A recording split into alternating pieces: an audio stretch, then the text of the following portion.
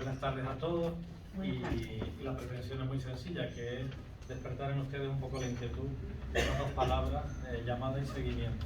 Si nos sirve para despertar esa inquietud y luego lo podemos trabajar, profundizar y sacarle partido en nuestra vida personal y también llevarla a la vida de aquellos a los que acompañamos en la fe, sobre todo como catequistas, pues estupendo.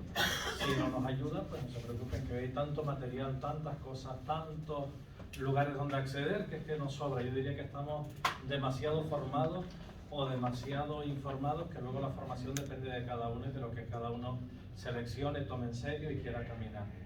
Ahí al principio de la hoja puse una oración, si les parece la hacemos juntos y después ya continuamos con los subrayados que quería tener en cuenta en esta tarde con ustedes para que luego cada uno pueda profundizarlo. En el nombre del Padre, del Hijo y del Espíritu Santo. Amén.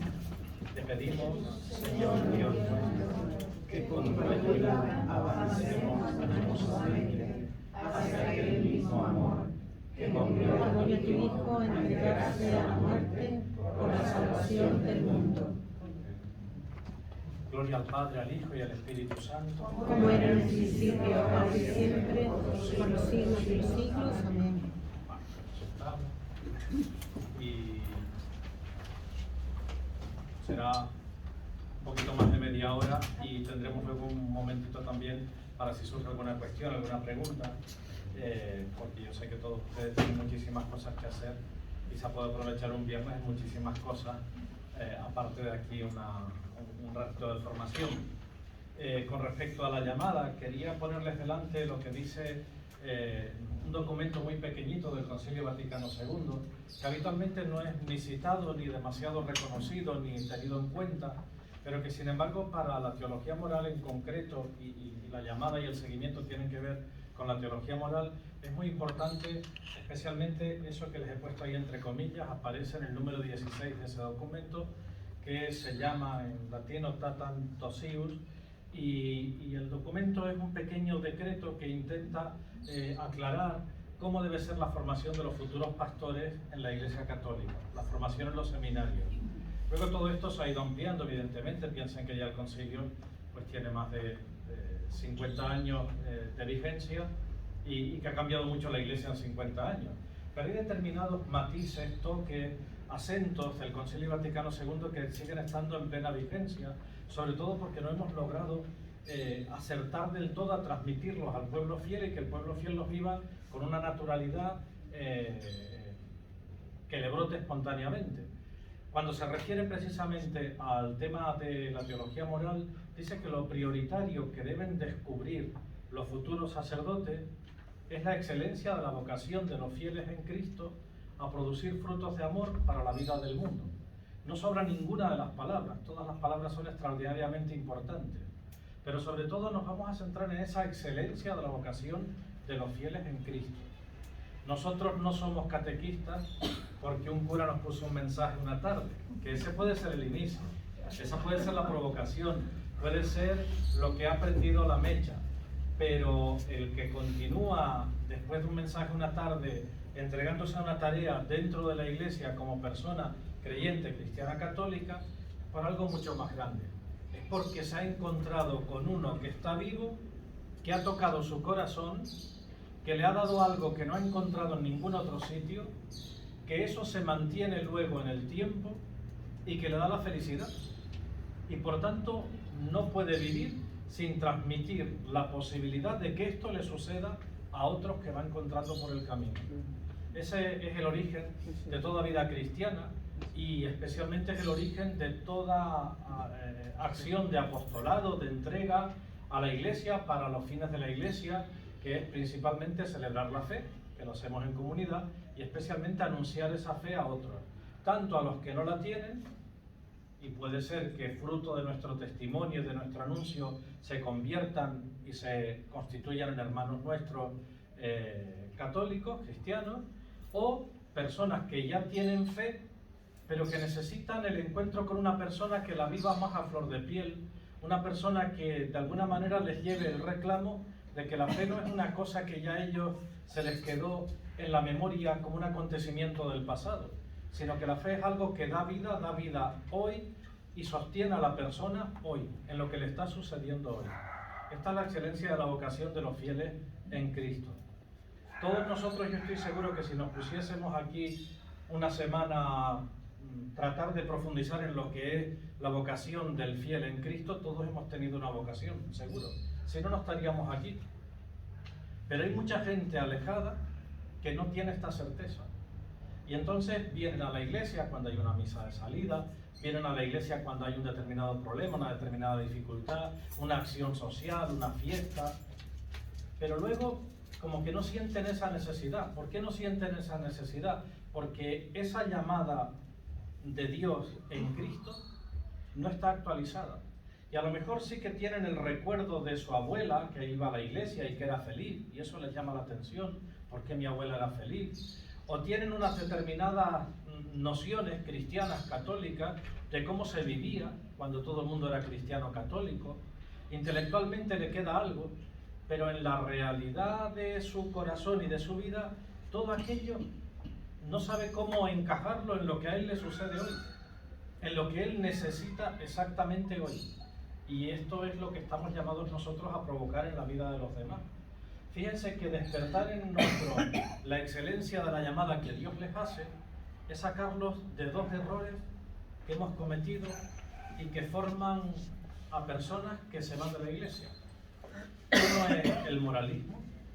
Entonces nosotros a veces somos capaces de tener unos niños, unos adolescentes, unos jóvenes, incluso unos adultos, durante un periodo de formación que en el mejor de los, no sé si mejor o peor, pero 2 años, ¿no? Para el sacramento de la primera comunión, de la Eucaristía, suelen ser 2 años. Para el sacramento de la confirmación suelen ser 2 años. Un catecumenado de adultos, lo mínimo son 2 años. A veces se prolonga 4, 5, 6. Hay personas que se pasan 15 años en un catecumenado de adultos hasta hacer todo el proceso de formación adulto de su fe. Pero lo de menos son los años. Lo que está a la base es si se está despertando la llamada de Dios en lo que a esa persona le está sucediendo hoy. Porque si caemos en el error de darle todas las cosas que tiene que cumplir, eso es moralismo. Y le decimos, tú tienes que hacer esto, tienes que venir los domingos a misa, tienes que confesar, al menos, yo qué sé, si eres un buen creyente y vienes siempre a misa y no haces demasiado disparate, al menos en los tiempos fuertes tendrías que confesar. La Iglesia dice que hay que confesar al menos una vez al año por Pascua de Resurrección. Eso es lo mínimo que dice la Iglesia. Pero todo esto son elementos morales que le estamos poniendo en las espaldas a alguien que luego están desconectados de lo que le sucede cada día. Si yo tengo que ir todos los domingos a misa, pero ¿y qué supone la misa en mi vida? Voy, entro, salgo y ¿tiene eso algo que ver con mis problemas de cada día? Porque si no tiene que ver con los problemas de cada día, yo me mantendré yendo a misa mientras más o menos tenga 2 o 3 amigas o amigos que comenzamos a ir porque nos lo dijo alguien, que nos pareció aquello entretenido, pero pasados 2 años yendo todos los domingos a misa ya no es entretenido. Aunque el cura sea súper creativo, ya no es entretenido, porque el cura tampoco se puede inventar el mundo del revés.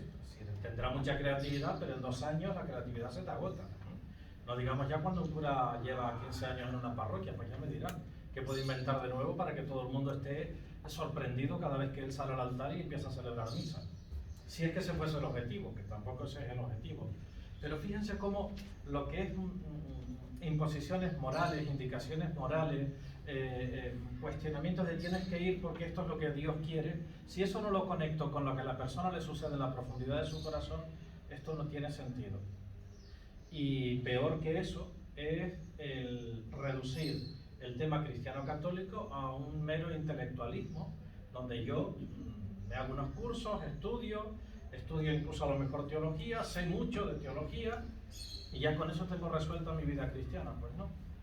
Hay muchas personas doctores en teología que no tienen resuelta la vida cristiana, que para ellos es increíblemente difícil la vida de oración.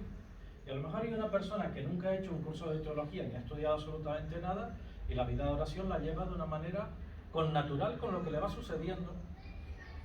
Y me encuentro con personas que ponen la comida al fuego y les brota espontáneamente una oración por lo que están poniendo en el fuego.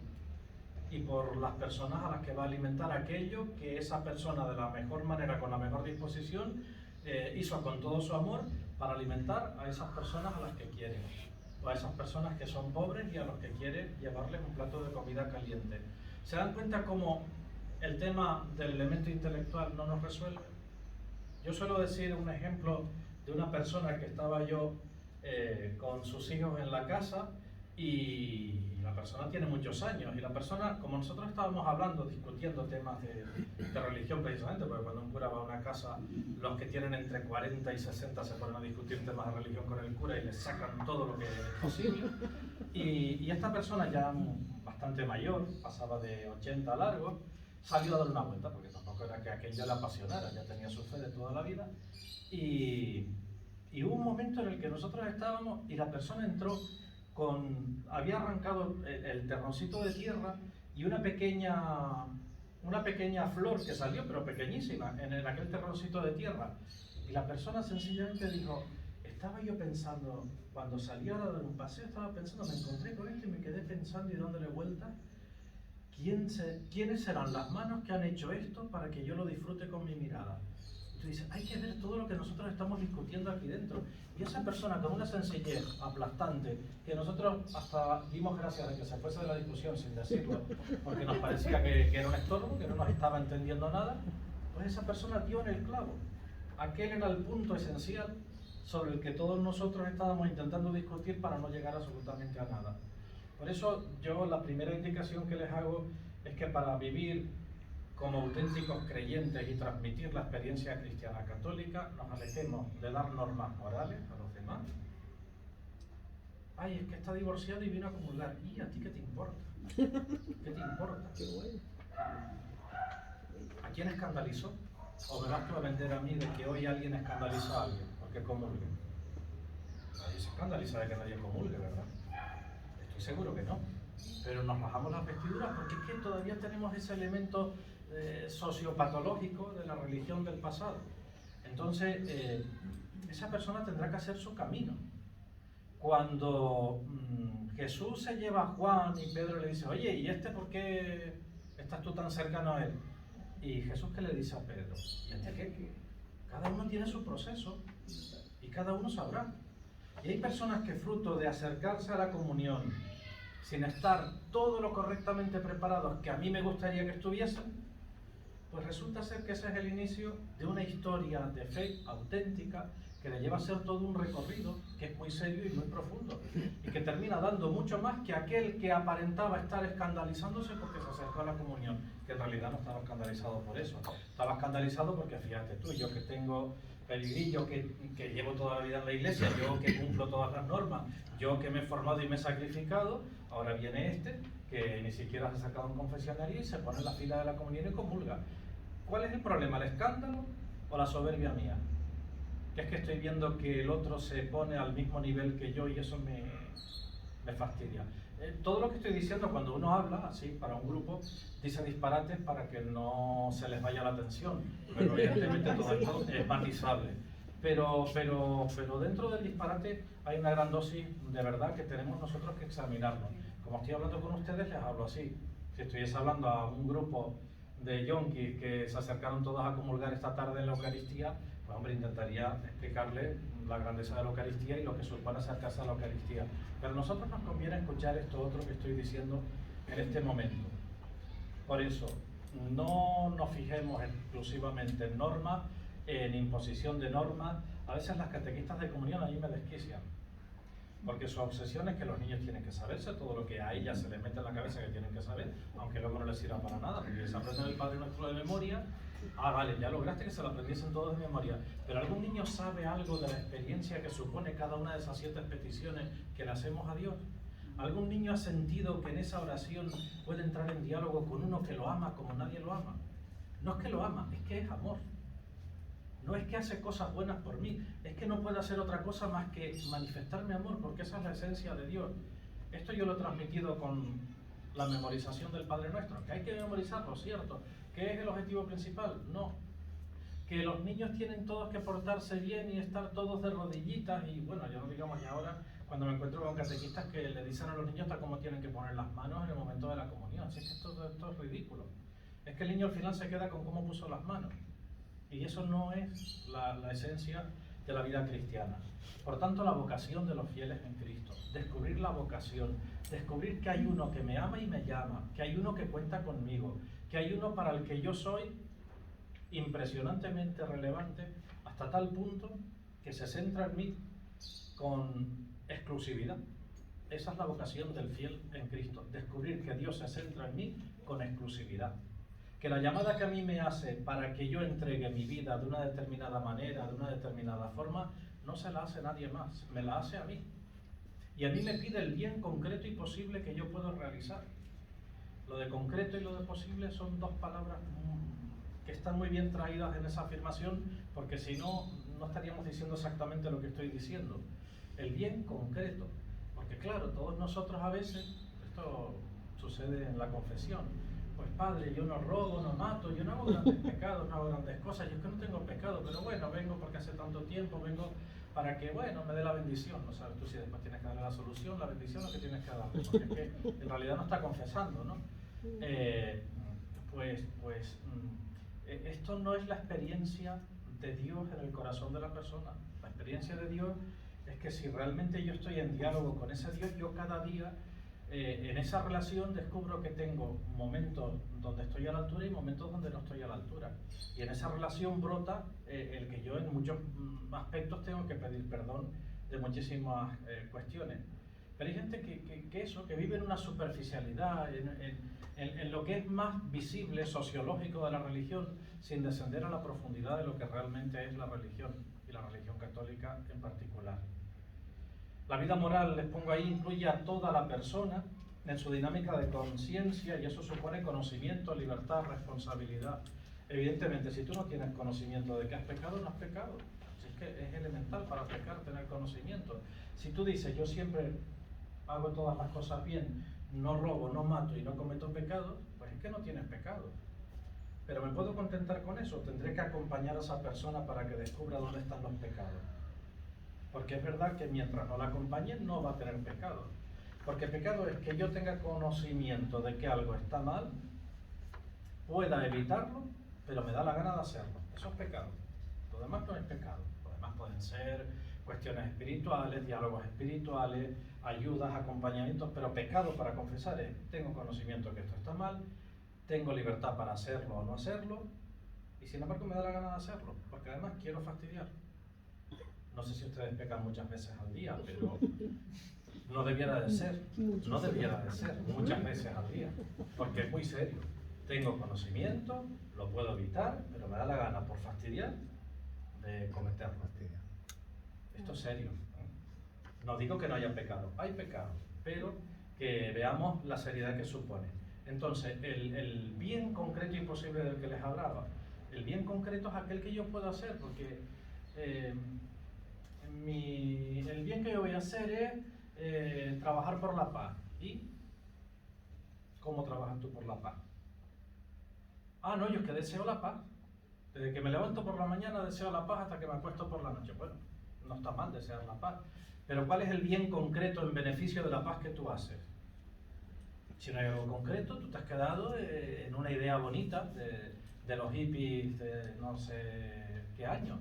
Pero no es la realidad de una persona que se le pide, oye, toma en consideración tu vida, tu existencia y ponla al servicio de un mundo mejor. Eso es el bien concreto. ¿Y cuál es el mundo mejor? El que yo puedo hacer, ese es mi bien concreto, el que yo puedo hacer. Evidentemente, si yo no sé leer, pues no puedo, para trabajar por la paz, formarme y documentarme de todo lo que han dicho los papas y la Iglesia sobre la paz, porque es que no sé leer. Ese bien a mí no se me está pidiendo.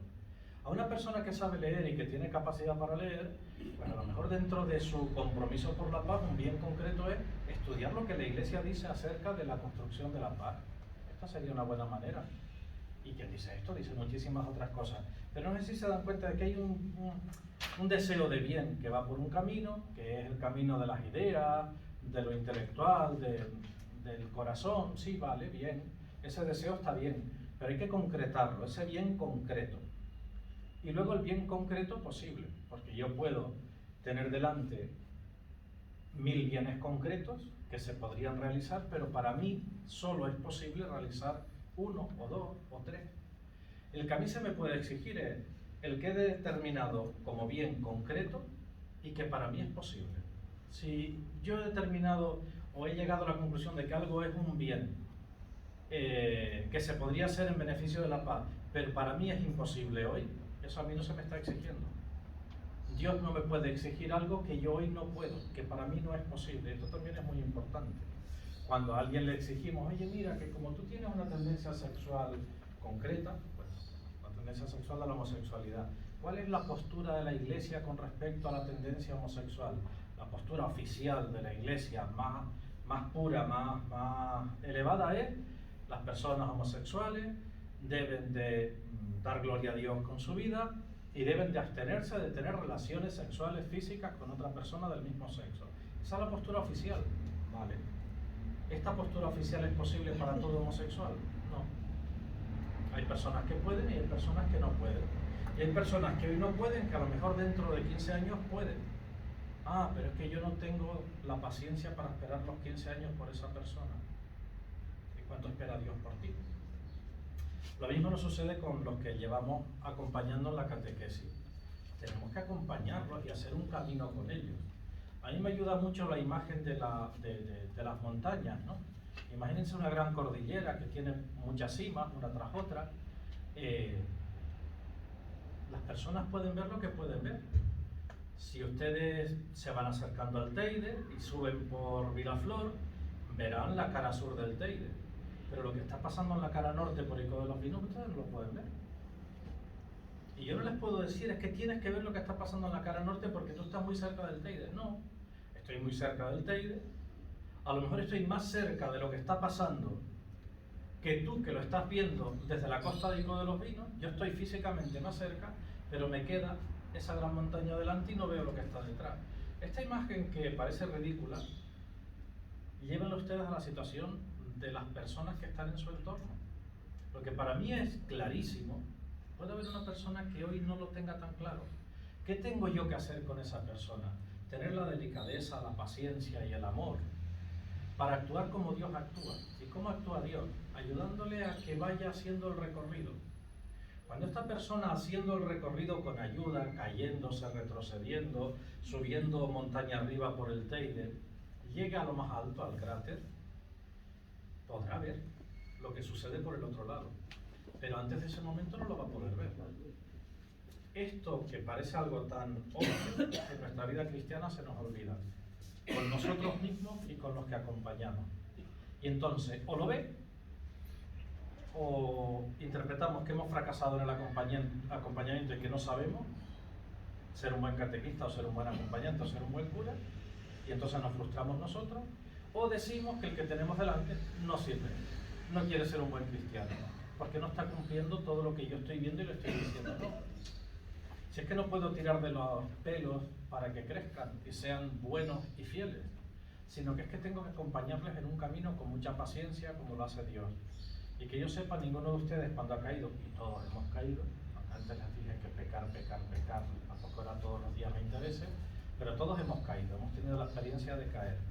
Y cuando nos hemos acercado a Dios, que primero es un acto interno, individual, profundo, y luego lo manifestamos en el sacramento de la confesión, no hemos experimentado que el otro nos juzga, o nos rechaza, o nos recrimina, o nos exige una respuesta de por qué lo hemos hecho, sino que la respuesta es amor y misericordia.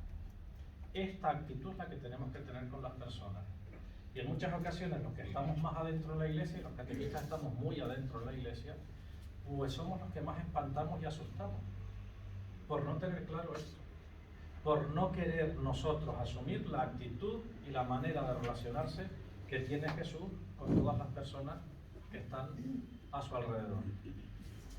Por tanto, el bien concreto y posible es lo que se nos exige. Tenemos que tener conocimiento, libertad y responsabilidad. Si falla alguno de estos elementos, ya no hay conciencia. Esto es muy importante.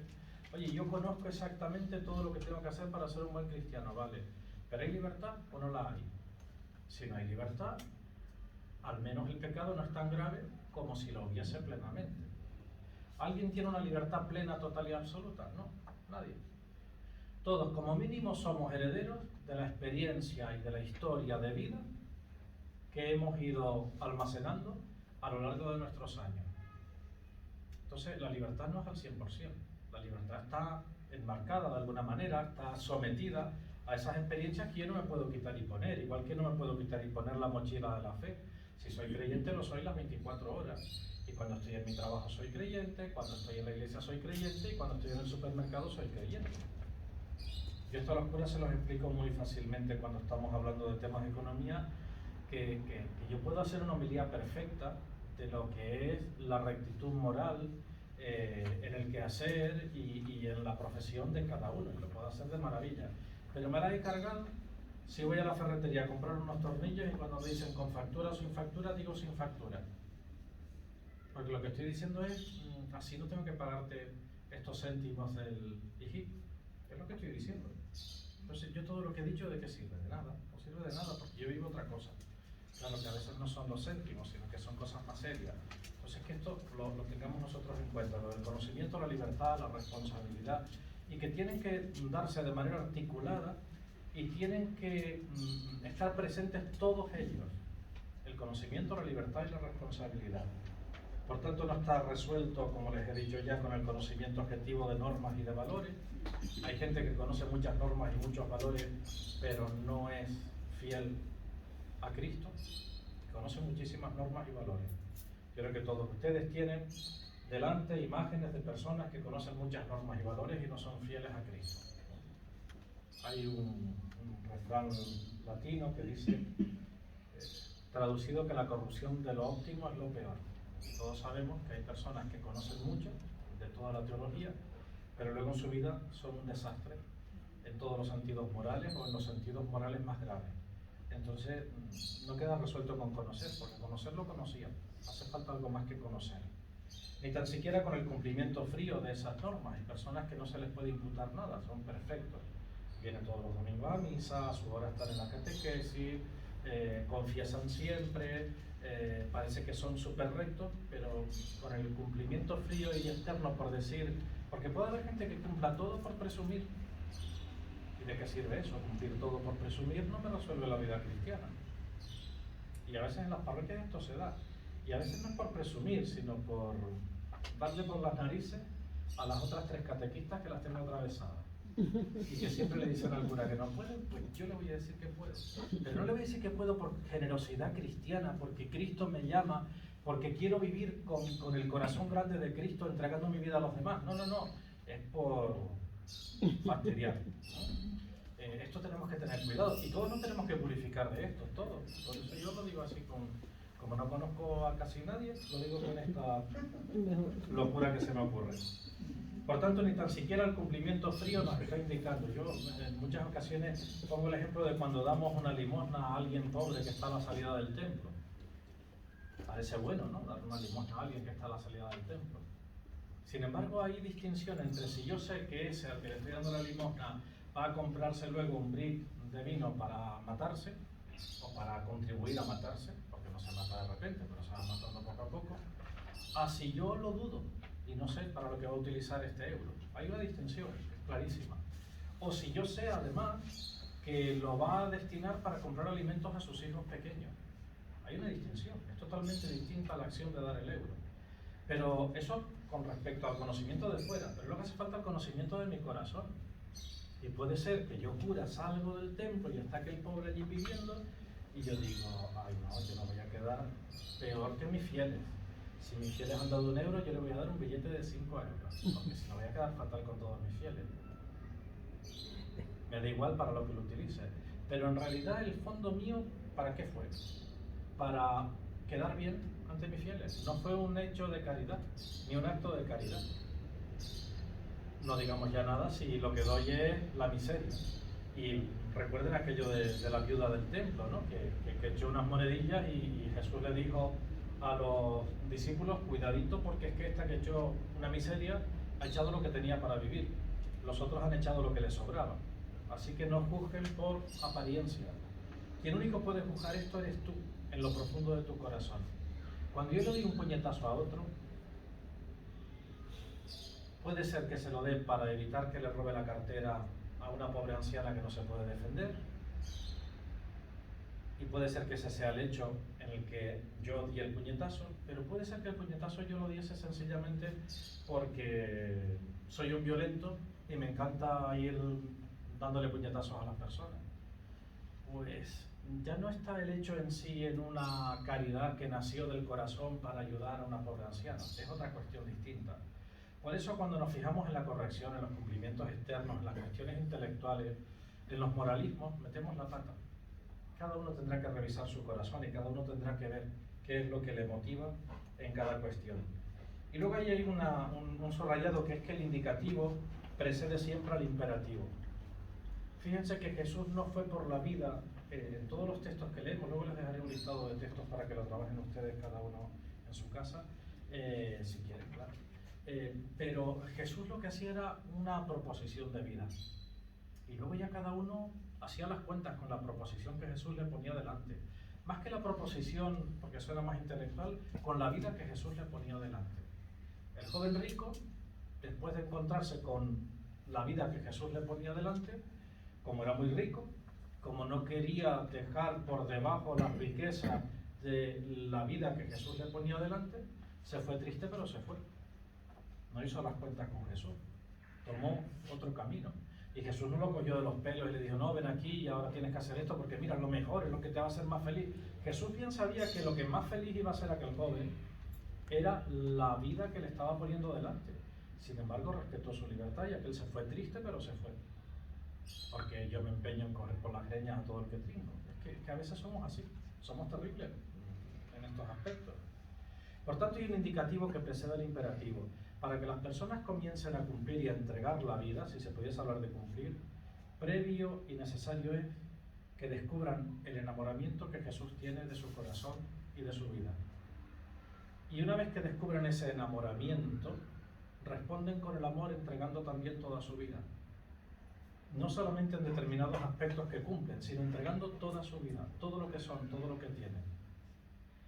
Si esto un catequista lo tiene claro, ayudará a que los niños esto lo tengan claro. Si esto no lo tenemos claro, exigiremos comportamientos, exigiremos colaboraciones concretas y puntuales, haremos como los curas, que exigimos, me tienen que dar euros porque ahora vamos a pintar la iglesia y me tienen que dar euros. Pero si es que los euros es lo de menos. Si es que lo que realmente es relevante es que puedan descubrir que todo lo han recibido de Dios y que no hay nada más hermoso que lo que he recibido de Dios, ponerlo al servicio y que eso contribuya a un mundo mejor. No hay nada más hermoso en la vida. No me puedo sentir más feliz que cuando esto lo vivo con espontaneidad. Pero claro, eso no se consigue dando indicaciones normativas o exigiendo lo que me tienes que dar en cada momento. Dios, que nos ha llamado primero, espera una respuesta creativa en la intención y en lo concreto de cada día. Y esto lo subrayo también. Dios quiere una respuesta en lo concreto de cada día. Hay gente que es capaz de dar una respuesta grande, hermosa, buena, en un determinado momento de la vida y luego piensa que ya toda la tarea está hecha. Hay que dar la respuesta cada día. Yo cada día tengo que verificar que Cristo me ama, que Cristo está vivo en mí y cómo yo voy a vivir esa relación amorosa con Él en lo que hoy tengo. Una manera muy concreta de hacerlo es mirar cada mañana lo que me he propuesto hacer en el día. Cómo en eso que me he propuesto, o que tengo en mi agenda, o que alguien me ha comprometido a lo largo del día, cómo en eso yo puedo vivir la relación con Cristo y expresar la relación con Cristo. Si esto lo hiciésemos bien cada día, pues seríamos señores de nuestra vida. Estaríamos en una libertad y en una grandeza y en una relación con Cristo que haría cada día inmenso, infinito. Muchas veces se nos van los días y ni siquiera nos damos cuenta, pues eso también es así. Pero que al menos lo tengamos claro cómo debiera ser. Y luego si lo conseguimos 3 días en el año, pues mira, mejor conseguirlo 3 días en el año que ni siquiera planteártelo nunca. Luego ahí les he puesto algunas dificultades para la respuesta a esa llamada de amor que Dios nos hace a cada uno según sus circunstancias, que va más allá de cumplir normas o de ser perfecto. Y esas dificultades son los condicionamientos físicos, psicológicos, sociales, culturales, etcétera, etcétera, etcétera.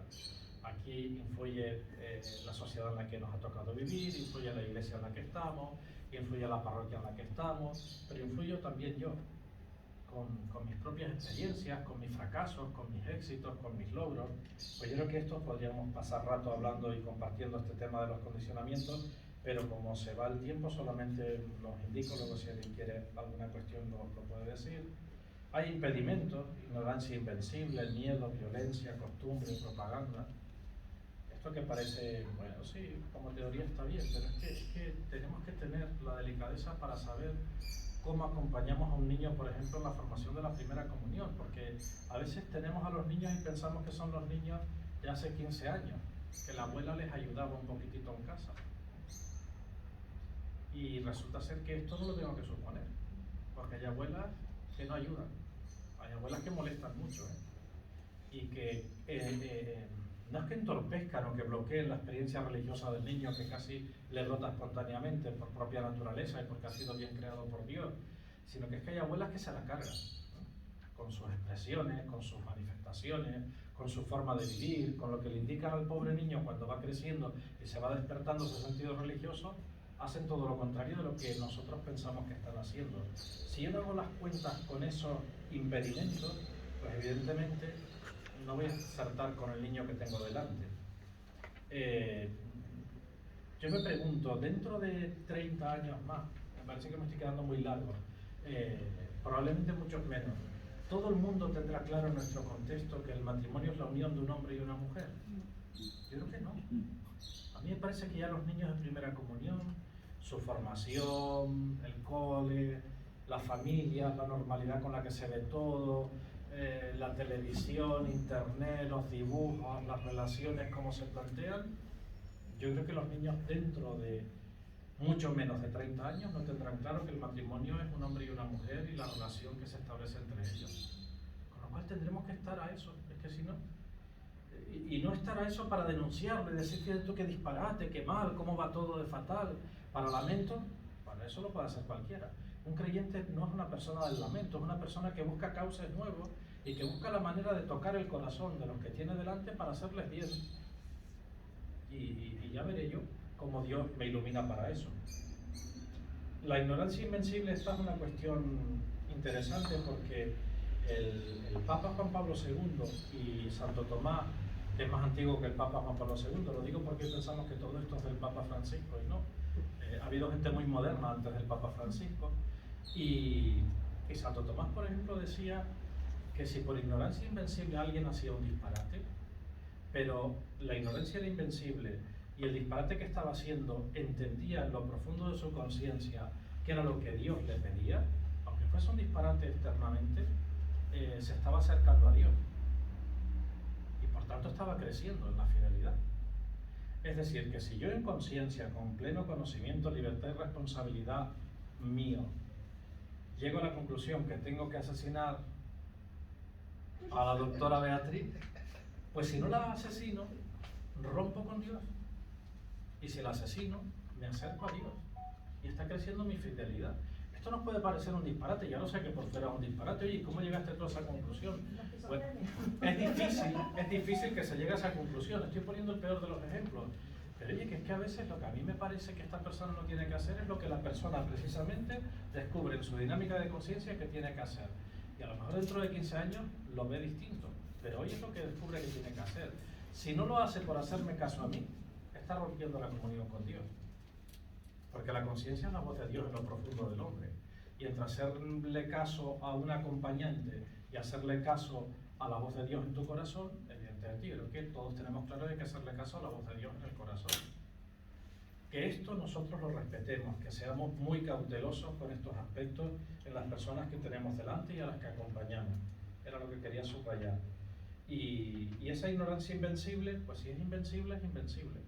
No es que yo por desidia he llegado a la conclusión que tengo que ir por la vida asesinando, no. Es que he llegado a esa conclusión con seriedad y con honestidad. Y luego, porque también está otra cuestión que incluso algún obispo me la ha puesto delante en alguna intervención que he tenido. No, pero es que tú estás hablando de conciencias bien formadas. ¿Y cuál es la conciencia bien formada? La del Papa. la de los obispos. Porque como bajemos de ahí para abajo empezamos a ver que hay muchas dificultades, ¿verdad? Pues ya en el nivel de los obispos tenemos algunas noticias sabrosas, pero si bajamos de obispos para abajo ya todos tenemos ejemplos.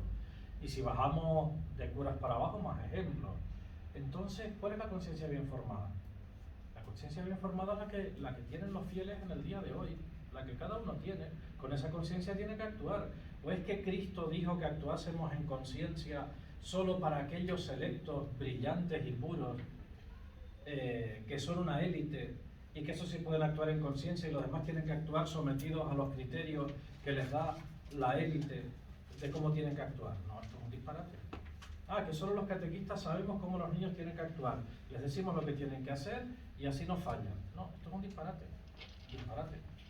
Y a los padres exactamente igual. Yo puedo tener un criterio acerca de cómo se ejerce la paternidad en una familia, pero yo tengo que acompañar a otro para que lo descubra en lo profundo de su corazón. Y si es verdadero lo que yo pretendo transmitirle, si es verdadero y auténtico, brotará de su corazón, si tengo paciencia.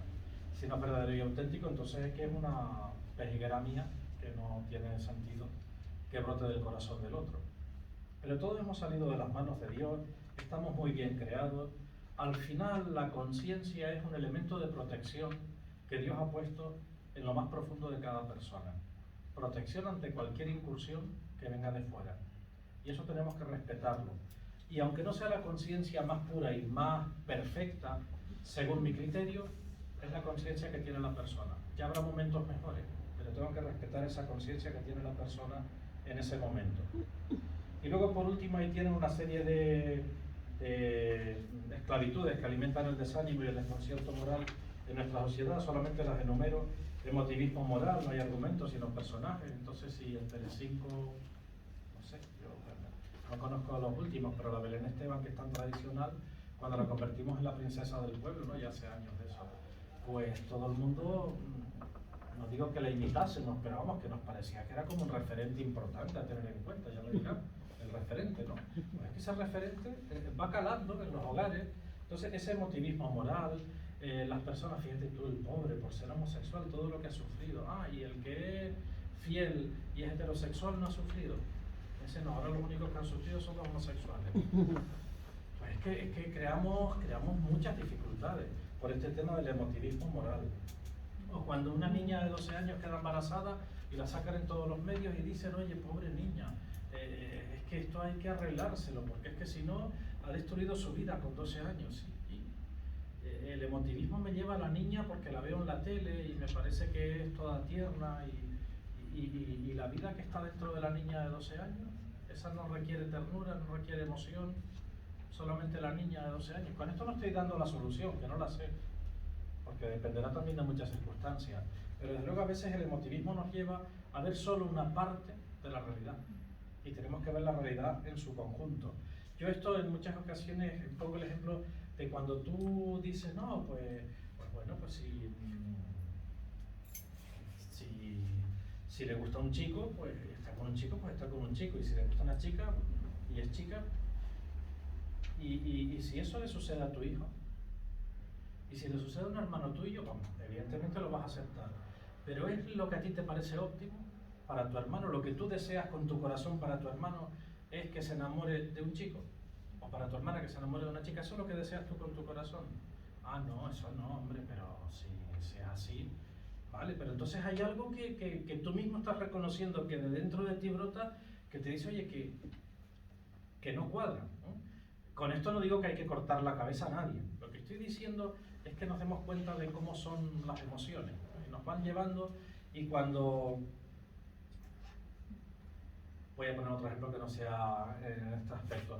Cuando roba a alguien, si el que roba está en el centro de mi corazón y es una persona a la que quiero con toda mi alma, buscamos un montón de justificaciones.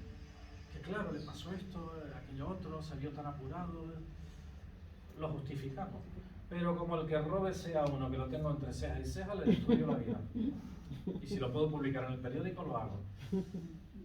Aquí tenemos nosotros que purificar muchísimas cuestiones, porque es que en esto es donde se demuestra nuestra grandeza de fe y nuestra relación con Cristo. Fíjense que Cristo a quien se merecía ser apedreado con piedras porque había sido encontrado en adulterio públicamente, Cristo lo rescataba. El que esté libre de pecado, que le tire la primera piedra. Y se fue todo el mundo. Y luego le dijo, mira, si nadie te condena, yo tampoco. ¿Habrá grandeza mayor que esta de relacionarse con los demás? Pues esto es lo que tenemos delante, ¿no? Y esto es mucho más que emotivismo, esto es una grandeza extraordinaria. Luego el señorito satisfecho, el niño pijo, el que tiene todo resuelto, más o menos, le va la vida bien, y entonces no tiene que hacer mayores planteamientos ni mayores profundidades. Al final se convierte en una persona insatisfecha.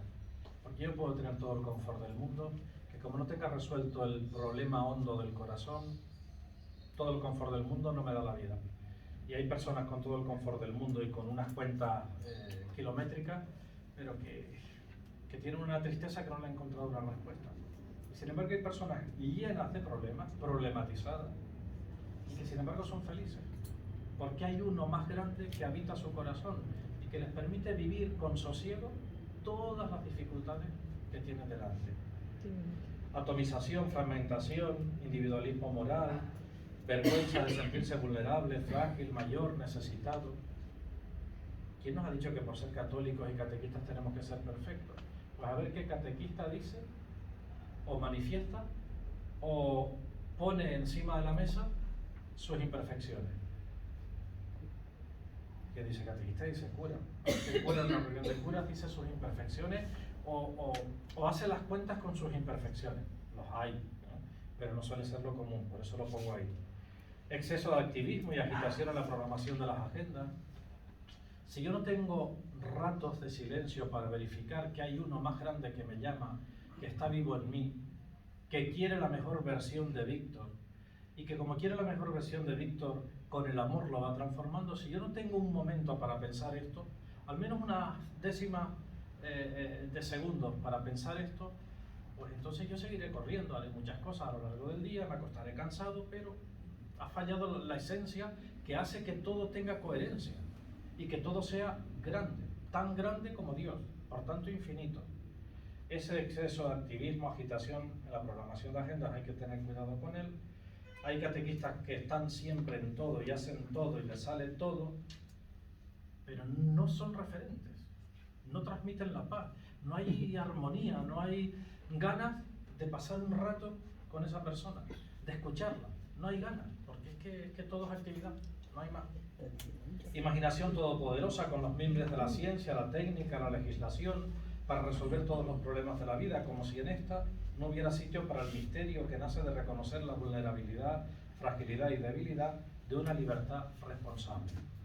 Y en todas estas palabras se pueden alegar muchas, y hay algunas actitudes que indican y consolidan la vida moral, se las dejo para que las piensen. Pero siempre pienso que hay más tiempo del que realmente hay, pero una de las cuestiones que creía oportuna es que nosotros revisáramos primero nosotros como personas cuáles de estas actitudes vemos que se dan más, y también como grupo de catequistas, cuáles de estas actitudes se dan más: autenticidad, concienciación, intimidad, libertad, diálogo, veracidad, fidelidad, amistad, justicia, solidaridad, igualdad, participación. Por ahí detrás tienen una esquemita de las normas y cómo llegamos de la norma al bien concreto y posible que les decía antes. Pues hay unas normas, hay una naturaleza, hay unas indicaciones, hay unas disposiciones, tanto en la sociedad civil como en la Iglesia, y de esas normas lo que a mí se me pide es que realice el bien concreto y posible.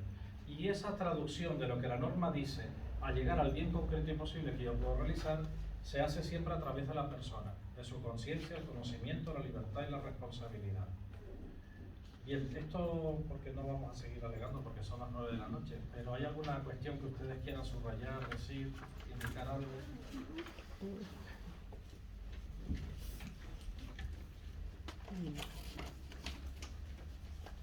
Y les dejo ahora ya para... Se me olvidó decirles que hoy es el día de San José de Anchieta, y que en América es el patrono de los catequistas, entonces que se encomienden a él, que es un excelente intercesor.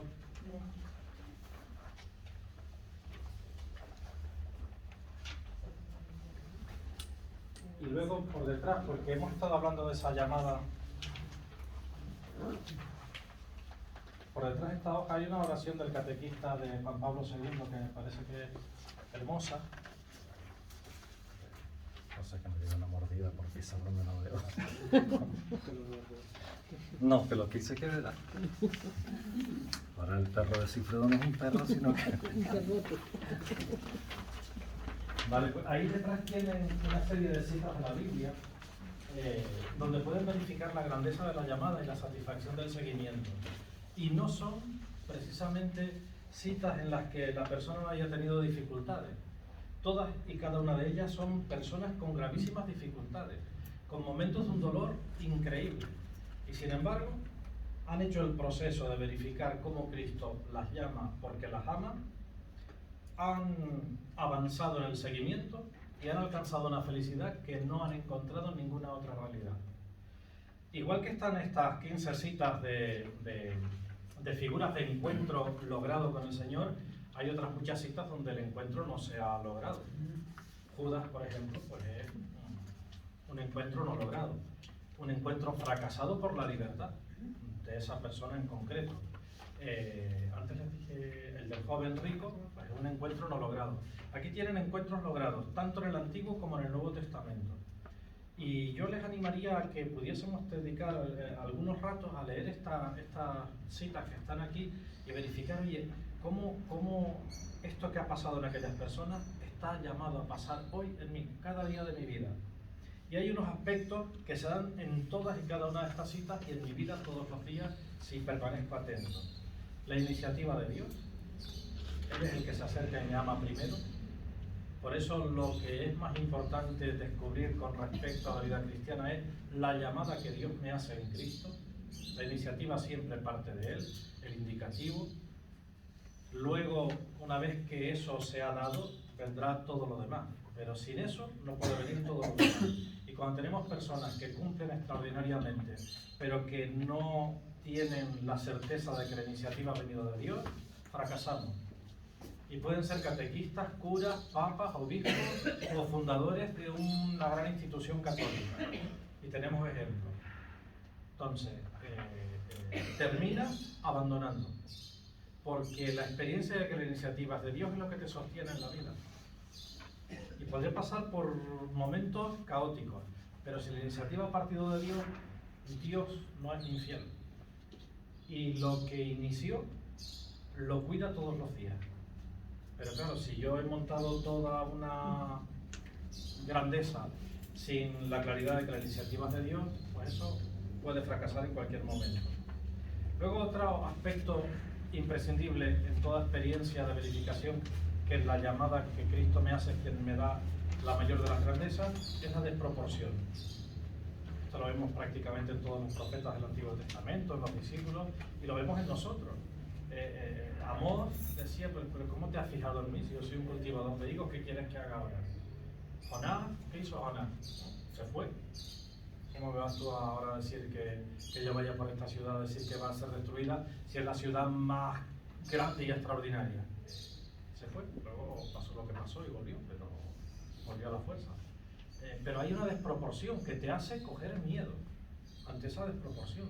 ¿Cómo me vas a decir tú a mí que yo ahora, que apenas sé leer y escribir, le voy a llevar esta grandeza tan extraordinaria a los hijos de estos padres que son doctores en no sé dónde?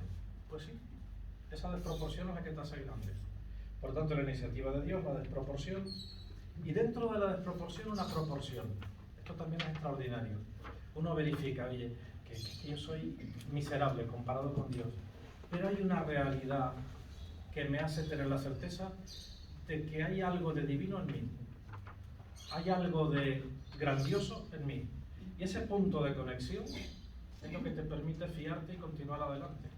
Este punto de conexión, cuando tomamos conciencia de él, nos permite respirar con un sosiego que no encontramos en ninguna otra parte. Y por último, el actuar de Dios en la acción del hombre. Dios no tiene otra manera de actuar más que a través de cada uno de nosotros. Si Dios hoy quiere manifestarse como ternura al mundo entero, lo tiene que hacer a través de nosotros. No hay otra forma. Y a través de un catequista de una manera muy particular. Yo siempre que hablo con catequistas y sale el tema, digo que mi catequista de primera comunión y de confirmación nunca se enteró de que dentro de mí se iba fraguando una llamada al sacerdocio. Bueno, nunca se enteró cuando ya yo me decidí marchar al seminario. Pero gran parte de aquello que se fue fraguando tenía que ver aquella catequista y aquel catequista, tanto de comunión como de confirmación. Entonces, Dios actúa y a veces tú ni te das cuenta, ni lo sabes, ni se te ha pasado por la cabeza, pero Dios actúa a través de tu acción. Y por último, lo que siempre le digo a los catequistas, especialmente los que son catequistas de adolescentes, que nunca el que tenemos delante o los que tenemos delante nos desanimen. Dios es más grande que los que tenemos delante y Dios está en los que tenemos delante. Entonces, oye, que vine a dar la catequesis, que me preparé durante toda la semana, que me sacrifiqué, que busqué lo imposible para que esto fuese de maravilla, y justo esa catequesis salió un desastre, porque es que no hubo un momento de silencio, es que no hubo un momento donde todos los chiquillos no dejasen de reírse de mí, porque a veces hay momentos así, ¿no? Hay momentos donde todos los adolescentes vienen un poco disparatados y no dejan de reírse de mí en toda la hora. Yo era de esos adolescentes que me reía toda una hora del catequista y que tomábamos nota de todas las todas las palabras que decía mal, nosotros nos las escribíamos para reírnos luego a carcajadas, y que yo a día de hoy no sé cómo aquel hombre no nos dio un puñetazo a cada uno y nos mandó para casa, y Dios actuó. Entonces, que nosotros no nos desanimemos por esto, que sencillamente pongamos lo mejor de nosotros mismos, que es lo que he pretendido un poco que vean con esa profundidad de donde parte nuestra misión, que no es entretener y hacerle caso al cura y que los niños tengan un ratito aquí entretenidos, sino que es la grandeza de Dios que toca nuestro corazón y nos pone en movimiento. Pues si la grandeza de Dios sigue tocando, que sigan ustedes en movimiento y haciéndolo cada día mejor. Nada más. Descansen.